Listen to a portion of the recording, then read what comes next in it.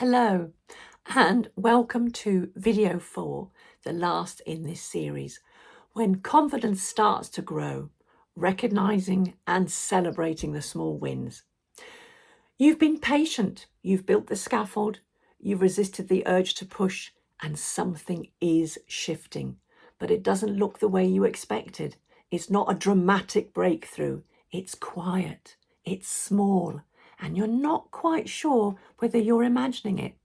You're not imagining it. And in this final video, I want to help you to see it, name it and celebrate it, the way that keeps the momentum going rather than accidentally stopping it in its tracks.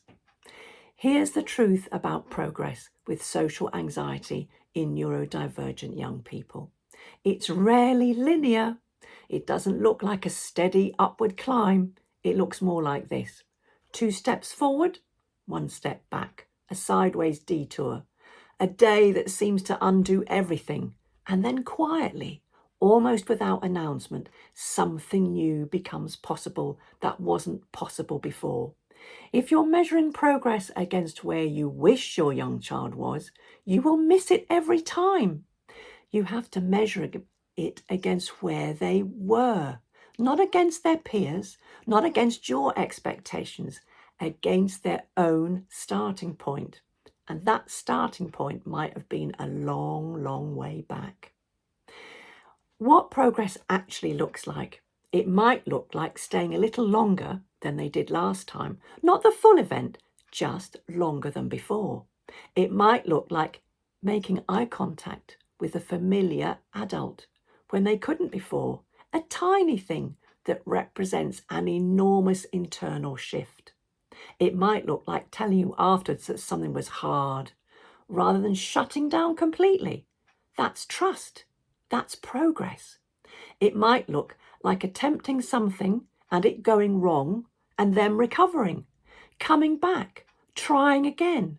That capacity to recover from a difficult social experience is one of the most significant markers of growing resilience that I know.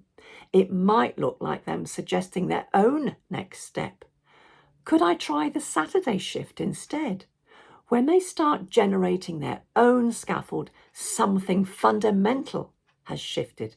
And sometimes it looks like a day that seems fine. And you realize you can't remember the last time they had a meltdown after a social occasion. Progress so gradual, you almost missed it. So, how to celebrate it without undoing it. Now, this is important. How you respond to progress matters as much as the progress itself. There's a particular trap that well-meaning adults fall into. This is the moment something goes well, the temptation is to immediately raise the bar. That's brilliant. So maybe next time you could stay for the whole thing.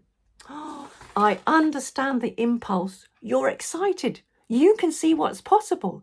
But to your young person, that response can feel like the goalposts have just moved, like the thing they achieved wasn't quite enough, like there's always another ask coming. So when something goes well, pause, sit in it, enjoy how it feels. Let them feel the full weight of what they've done before you introduce what's next.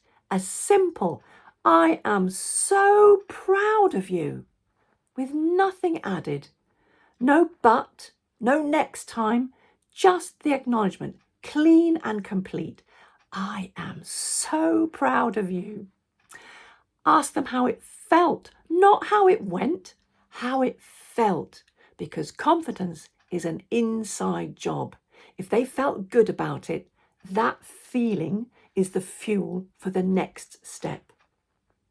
The 3 A's and bringing it full circle.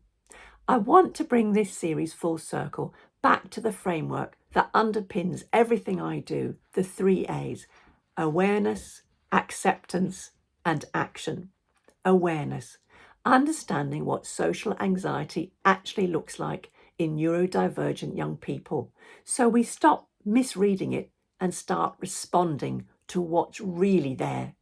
Acceptance, accepting where our young person is right now, without judgment, and without rushing, embracing that not ready yet is a truth. It's not a failure. Action. Building the scaffold together, taking the small steps, celebrating the progress that's real even when it's quiet.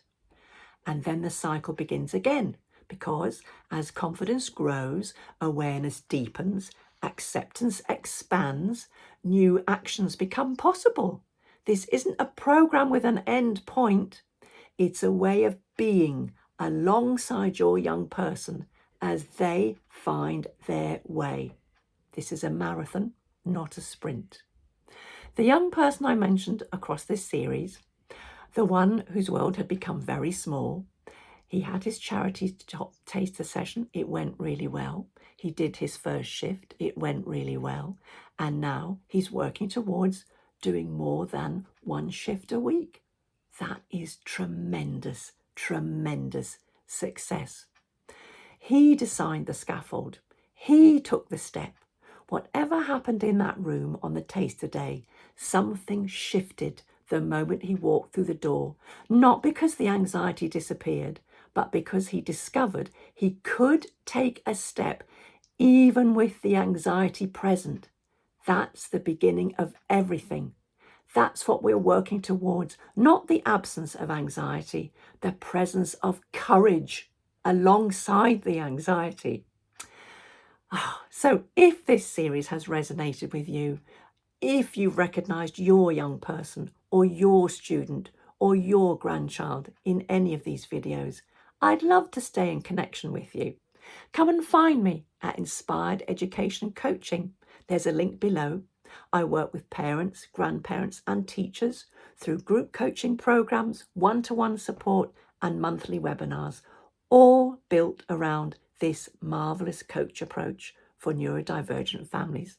And if you know someone who needs to hear this, a parent who's exhausted from pushing, a teacher who's running out of ideas, a grandparent who just wants to help but doesn't know how to begin, please share this series with them. You're not alone in this, and neither is your young person. I'm Jean Ramsey, and thank you so much for watching.